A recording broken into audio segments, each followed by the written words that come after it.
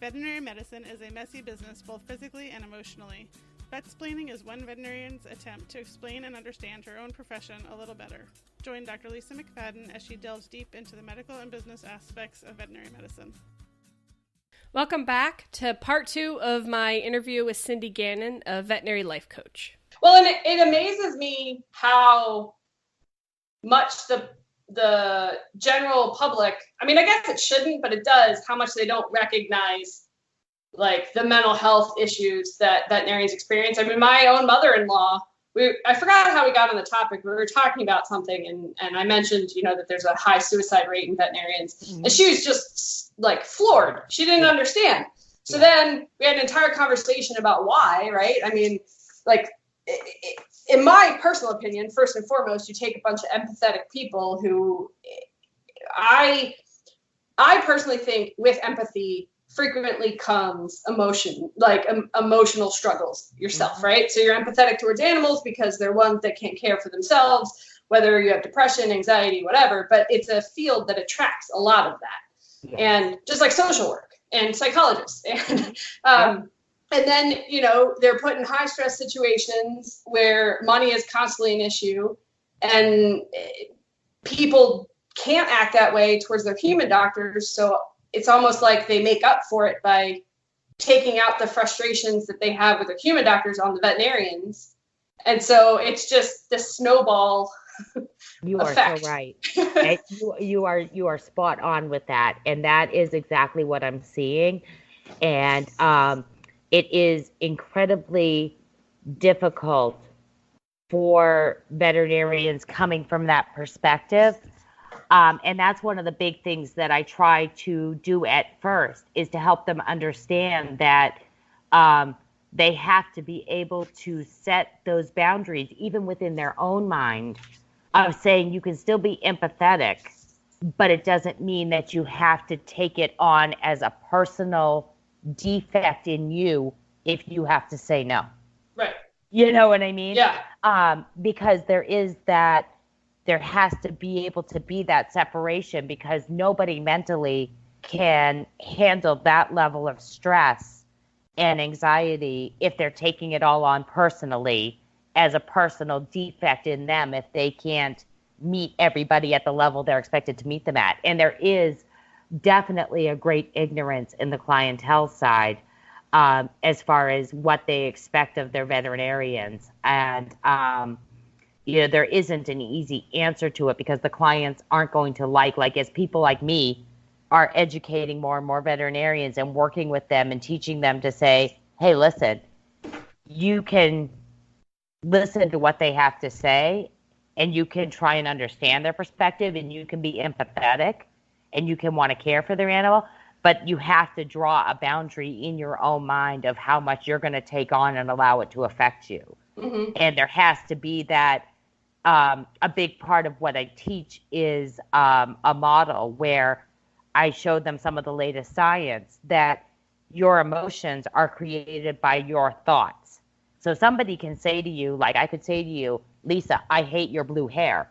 And you'll say to me, well, I don't have blue hair, so that really doesn't make a difference to me. You know what I mean? I don't care what you think. You know what I mean? Because I don't have blue hair. But if somebody was to say to you, hey, Lisa, I hate the fact that you have to leave at 5 when I want to bring my dog at 5:30 on a normal basis, and my dog's sick and he needs you. Well, that's going to be something where you're going to be like, well, that hurts me because right. I do care. Right. You know what I mean? But you have to recognize that, you do have the right to say, well, that's your opinion, but I don't have to believe that because I know I'm putting in 50 or 60 hours a week already. Mm-hmm. And I have a right to say, I want to go home and see my child and see my husband and have a life outside of here. Mm-hmm. You know what I mean? And being able to make that separation and be able to be comfortable with those choices and recognizing that you don't have to be personally affected by other people's opinions is very difficult. And it's going to be even, I think, I don't know if it'll be more difficult on the clientele even, but if those things don't start to happen, then these statistics we're seeing with anxiety and stress levels in veterinarians aren't going to improve. Yeah. Because, you know what I mean? It has to, and I think it has to be multifaceted. I think that a big part, like what I'm doing tonight after I get off the phone with you, is I'm going to a Chamber of Commerce meeting where I'm going to other business owners. And one of the things I'm going to be doing is speaking and educating them as pet owners on what veterinarians are experiencing, because you're right, there is a complete ignorance to what veterinarians have to endure mentally every day in order to do their job. And people don't understand, because I see every day exactly what you're talking about. People are completely floored when I tell them I'm a veterinary life coach. They're like, really? And they just play with puppies. Life coach? Yes. Right. Exactly. It's all unicorns and Best puppies all day. job. They're running Right. in fields, right? Exactly, yeah. And when I start to explain to people like what's going on in veterinary medicine, they are just like you described. They are floored. They don't understand it. So another aspect that I'm working on is educating the public on this, because I don't think that it's the veterinarian's whole responsibility. I think I can help them put themselves in a better position mentally to handle what they have to face. But if we don't address the other side of it and educate the clientele, it's the expectation versus what they need to do for themselves is never going to come to a balance. So I've made it kind of my mission to go out there and go to, 2 or 3 public events every week where I'm not even interacting with any veterinary professionals. I'm just interacting with the general public and educating them about why people like me are needed out there now. You know what I mean? Yeah. Yeah, no, that's interesting. It probably all falls into, the hot topic of compassion fatigue. But I think that what's very interesting, at least that I've noticed in my career, is it's like you're okay with it. It's annoying, the high expectations, the complaints, the devaluing of your time and your worth. And then it's like something happens, and then the floodgates open, and then you're just like, I'm done. Yeah. And I know that I hit that wall when I have to do something silly, like the other day I had to trim nails, and I was just like, because I was just fed up, and I'm like, this is it. Why do I have to sit here and struggle with this dog on my hands and knees in front of this client while they don't do anything to help? Right. And trim this animal's nails, and I'm $250,000 in debt, Yep.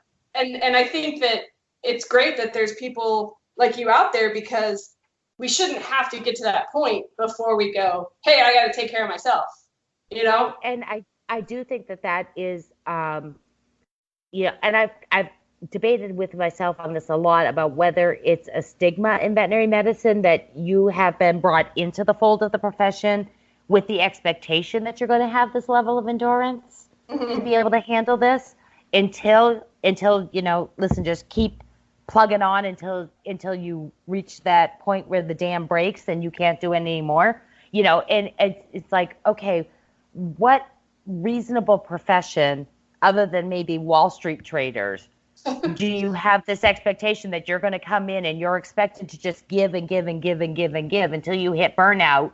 Right. And then you're like, oh, okay, I guess you can't take any more. Go, take a sabbatical for 6 months, live on an island where there is nobody who can infringe on your time, and then come back and see if you can do it again. I mean, that's not reality, what I mean? But there is an expectation in veterinary medicine, and I've been trying to research and figure out on my end where that stigma has come from, because I think of all the veterinarians that I knew who graduated in the 80s and even early 90s came out with the expectation that this is just part of the job description. Right. This is just what you're expected to do. And it's like, no, that doesn't need to be a reality.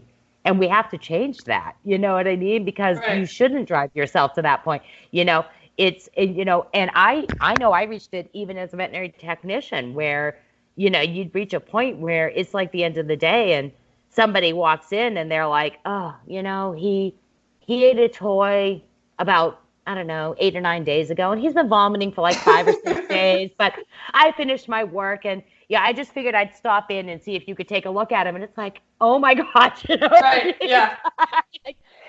And there were some days where you were just already so exhausted. You were like, this is it. I can't But you do it because you know you care for the animal. So you say, Right. okay, you and the vet say, okay, you know, we're here for another 4 hours doing an obstruction surgery.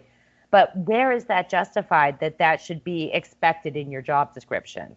Right. It's not, you know, but the expectation is there personally because you care about what you're doing. Right. And that's where there really has to be some work on the personal side with the veterinarians. A lot of the veterinarians that I work with, that's one of the first things that I do is I start asking them questions like, you know, just because you care, does that mean that you have an higher expectation on your personal endurance, your mental endurance, your ability to take on more?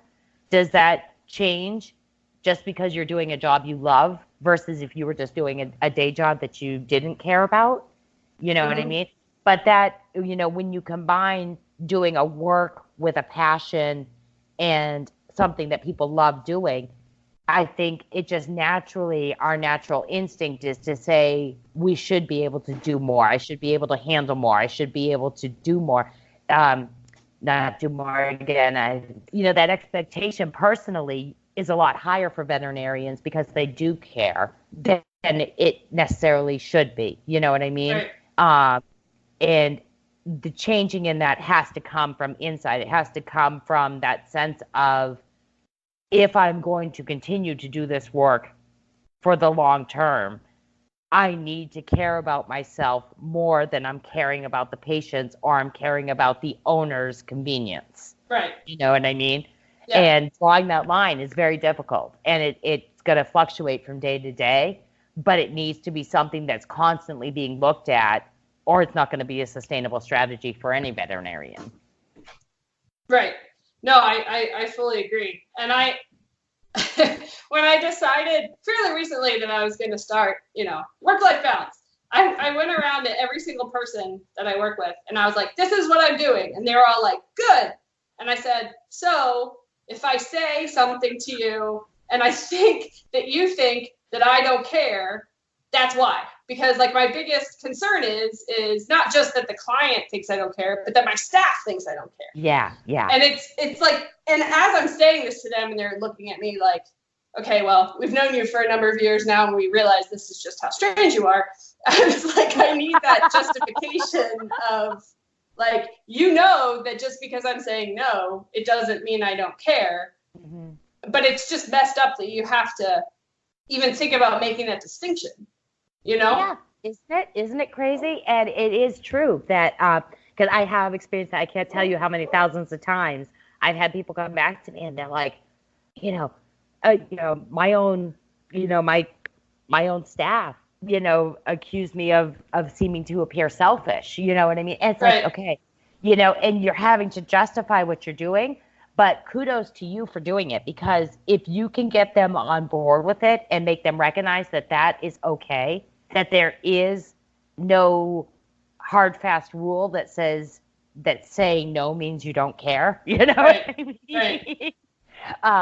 And I think that that's going to come with education. And that's why I'm actually really loving when I get the opportunity to go in and work with a whole team, because I think that it doesn't leave you isolated like you are having to explain the way that you're choosing to care for yourself to other people. Right. If it can be brought on as a whole practice, like a well-being initiative for the entire practice, then everybody is starting to learn to see things from a new perspective. You know what I mean? And I think that some of the biggest shifts I've seen has been from that degree, when you look at the whole practice taking on a well-being initiative versus one individual trying to lead the charge like you and say to everybody, hey, we can all do this. We can actually be veterinary professionals and be happy. This is allowed, you know? Right, yeah.